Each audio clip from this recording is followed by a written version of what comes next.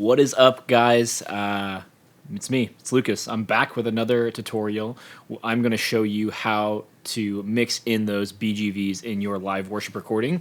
But before I do that, I just want to say don't forget about the 5-part framework to making professional sounding live recordings down below. Absolutely free. Gift from me to you. And yeah, let's just dive in today. So, also, actually, real quick, I want to apologize for the lighting. I didn't set up a light, and I just didn't have time. This is a crazy season. If you are watching this right now, it's like the Christmas season, and I think for everybody, especially people in production, it's just nuts. And so I don't even know where the light is. Don't care. I have the sun coming through the window, and then we also have the sun. All right, I'll probably you probably don't want to hear my jokes. Anyways, let's dive in. So last weekend I had the awesome opportunity to run front of house for this Pentecostal church here locally where I live in Southern Illinois, and they have a phenomenal team, especially when it comes to vocalists and stuff. Just gonna move this microphone a little bit. Okay, and I know people have been asking me for some BGV tips on how to mix BGVs. So this is that tutorial. And mostly in this, I'm just going to kind of show you how I EQ compress, throw some reverb on, really just get them kind of locked into how I like them sounding. This team's a little bit more gospel-y than other teams, but you'll get the gist of it. And I'll give you a few cool tips on top of that as well. But here, let's just check out the mix real quick. There's nothing on the BGVs, as you can see here. I've kind of got my plugins kind of prepared of what I'll show you guys, but this is just kind of the mix as it is right now. We'll back it up a little bit here. Here we go.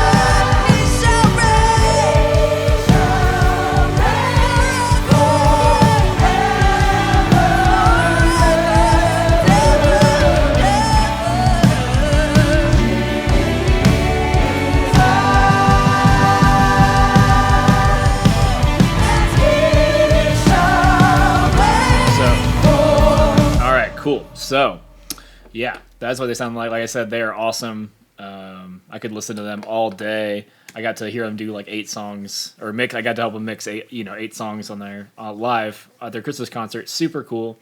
So obviously they have an incredible team. Here is the BGVs just by themselves.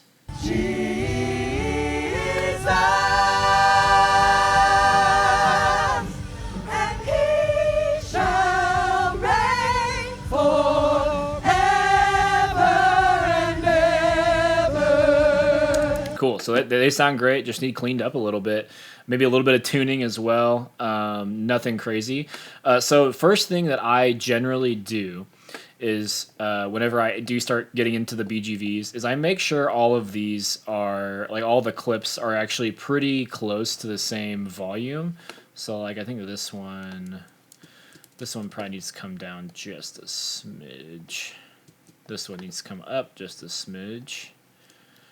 I just kind of eyeball it. I'm not trying to be too super particular because I'll go and do that in the actual plugins themselves. Yeah. So yeah, get them kind of locked in, looking similar. You're gonna have some like this one's just beefy. He got really beefy near the end, or she. And then we'll just go back and listen to it real quick.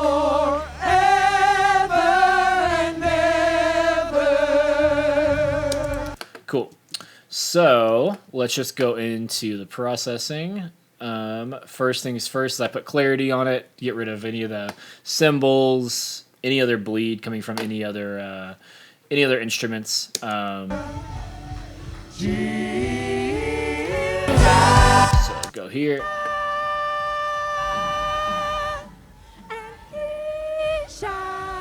So it just takes a ton of those drums, and then I'll put some type of tuning on it, auto tune, waves tune. They're in the key of D major. Speed is set to 66, note transition to 71. Those are kind of my go-to settings. It'll change sometimes, but for the most part, it's pretty simple on that. I'm not going crazy. And then we have the SSL channel. So the SSL channel, I'm really just looking for some frequencies that are going to be building up within the BGVs, because you don't need necessarily that particular vocal to sound perfect, because it's not, no one's going to ever hear that vocal by itself. It's not going to be super prominent by itself. So pretty simple. We're just going to take out a lot of low end. I've got the high pass filter set to like 230 something. I've got the high bell set to our high shelf set to 9K at like 1.7 dB, and then it looks like I'm taking out a bit of 1.3, and that is a tip that I find is there's a lot of buildup around 1K, and here I'll show you that. So if you listen to this just soloed BGV, I'm gonna bring this around 1K up, and it just sounds gross.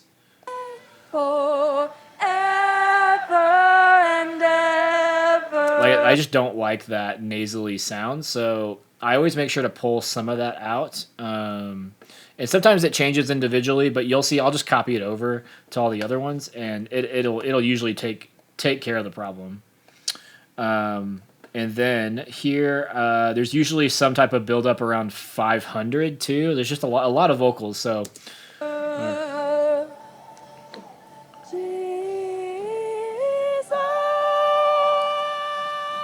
So pull about 3 dB out of that. And then with this being a soprano or an alto, I like to take out some more of that low end from those female mics. And then for some of the male mics, the tenor mics, I will actually bring it back in. And then I like to just do some dynamic EQ around this 2K to 4K somewhere, depending on where that lead vocal is sitting. And basically what this is going to do is make sure that these BGVs will never kind of overtake the lead vocal in that 2 to 4K. And if you guys don't know, like 2 to 4K is actually a spot where our ears are most sensitive to hearing voices. And so, and just in particular, most things. So I always like to just put a dynamic EQ on here, so whenever say she does get really loud, it's actually going to pull some of that back, so it doesn't overtake that lead vocal. So pretty simple there. That's all I'm doing, and then we're going to slap let's do a 2A. Let's do a LA 2A compressor.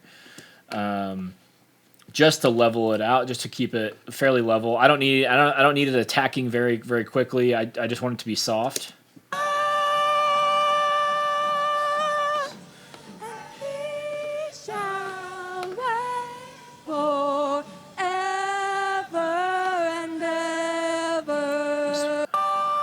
Yeah, so like 5 to 7 dB is gonna be perfect for most vocals. Okay, so. Pretty simple there, not doing anything crazy. I am literally just going to copy this and throw it onto the other ones. And then the only change I'm going to make is to these tenors. I'm going to pull this low end back up to 0 on the SSL channel because I want them to be a little bit more beefier. Yes!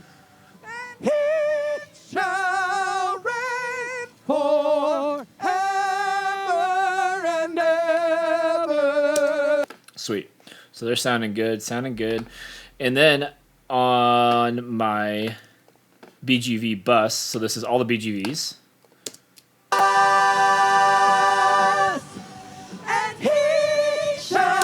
I will take a Pro Q and I don't know what just happened there. I'll take a Pro Q and we're going to throw it on, and I'm going to look for any buildup in the mids. Take out any more low end I think that needs to be taken out of. Usually it doesn't really need it, so I don't know why that's there. But yeah, we'll just hit the play button here.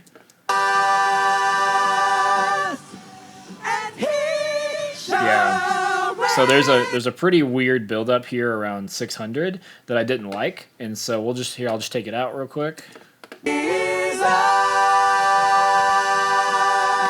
So I don't know if you guys heard that. I'm gonna bypass it again, but when I flip it on, it just kind of cleans up that. It just feels like something in your chest. I don't know how else to explain it.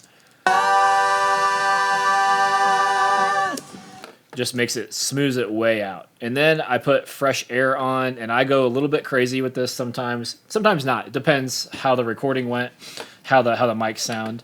But this is like, I'm just literally pumping so much top end into this. So we'll turn the power off here.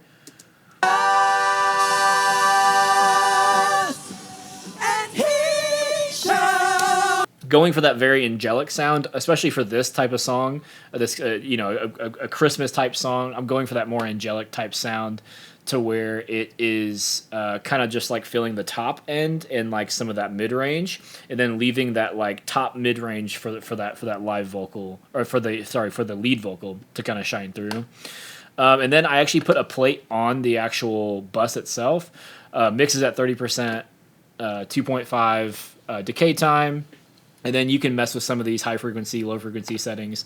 I don't do too much with it, but this kind of glues it all together without putting another compressor on, which is what I want, because I'm already compressing all the vocals together on another bus, and so I don't want to add too much compression unless it's necessary. So off with the plate, and back on.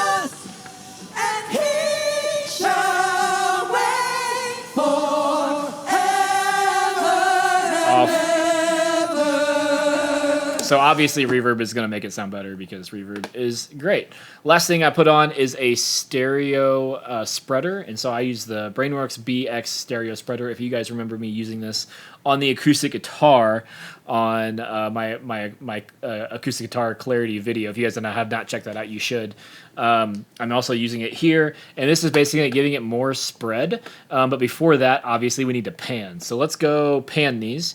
And luckily, it all worked out to where there's 6 BGVs, there's 2 altos, 2 tenors, and 2 sopranos. So makes it really easy for me to pan.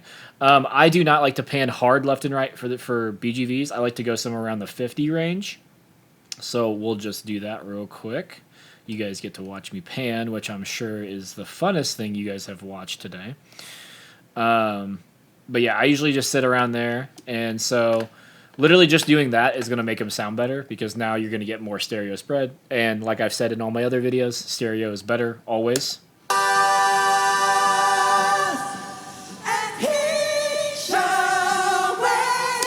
And then you got the stereo maker, which I've got this set to 122, which is kind of crazy. It's a lot. We'll see how that sounds. So bypassed. On.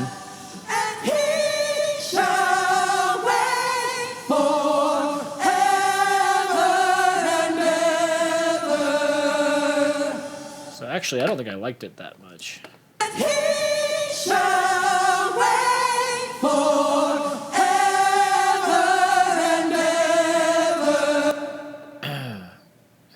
It's doing. I feel like it's making it mono. Why is it doing that?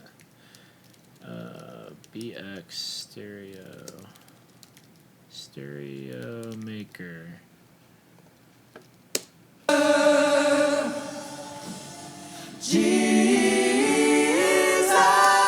that's weird. That's never happened to me before. We're just not going to use it.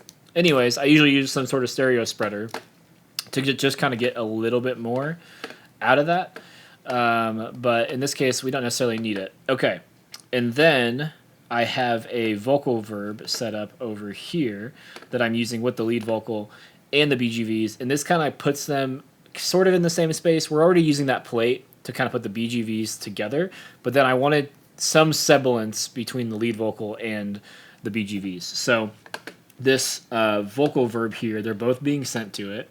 It is a Valhalla room. Very, very simple, set to a large room, 1.7 decay time.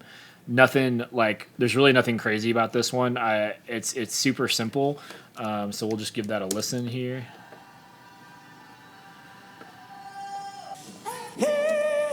need to solo these. There we go.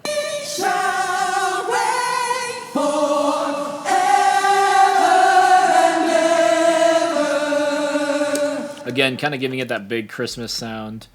Nothing crazy. And then I have, so with these, and I'll probably do this in another video, but this church does not have room mics for their live stream or for their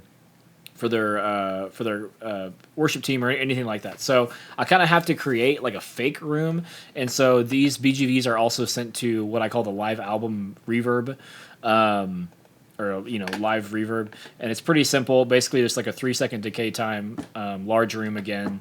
And it's just, and I will send a lot of instruments and stuff to this to kind of almost emulate a room sound. And that's a pro tip. If you guys are recording, you really should get a drum room, or sorry, a room mics, because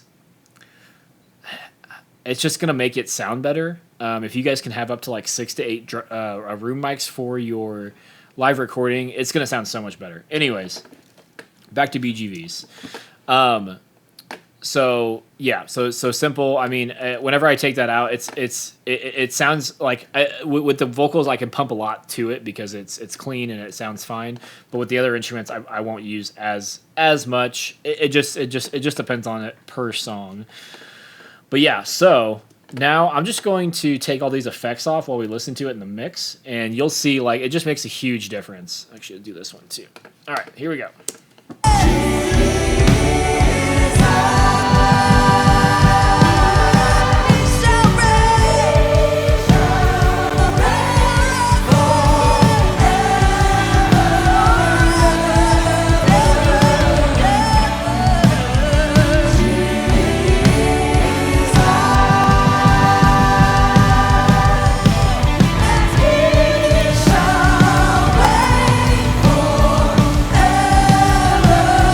And then obviously you can take the BGV, bus, bring it down to wherever you want, wherever your taste is for the BGVs.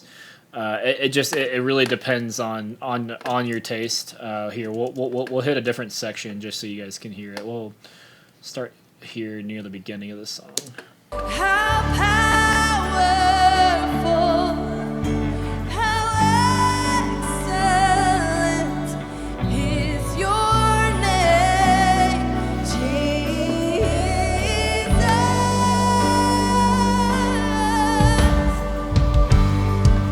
As your glory fills this place, oh, as your glory fills this room, I will only sing your praise. Only you and you alone.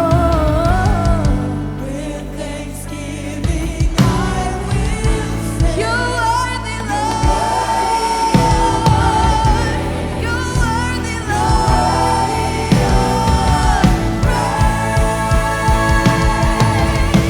How beautiful, how marvelous is your name, Jesus. How powerful, how powerful, yes. How excellent is your name, Jesus.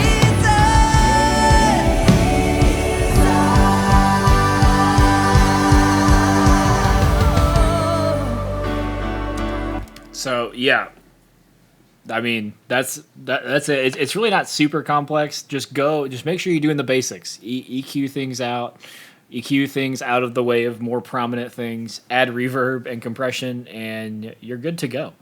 All right, don't forget that there's the 5-part framework to better live worship recordings or pro live worship recordings down below, absolutely free. And if you guys could, please subscribe, like the video, share the video with anybody who you think would enjoy something like this, who needs this, who is a mixing engineer. And then I have had people ask, am I available to mix their projects? I absolutely am. Just go to my website. You'll find a place where you can contact me for that. I would love to work with you guys. Absolutely, I'd love to work with any of your churches. It would be a dream to work with you guys, absolutely. And yeah, just last thing that I feel like I've been saying in a lot of my videos is just like the things that we're doing, you know, when it comes to production, when it comes to mixing, is it's super important because we're basically taking the word of God, the sound that He is putting in people's hearts, that the Holy Spirit is speaking, and putting it into a format to where we can share it, and it can be shared all over the world, wherever, and it can be played whenever. And so it's super important for what we do. So don't discount what you're doing because it's very special, it's very important, and you are just as important as the worship leader who's out front leading the worship. Like this what we're doing is magic to most people, and it's so necessary. So keep doing what you're doing, keep learning, and yeah, God bless you guys. I'll see you in the next video.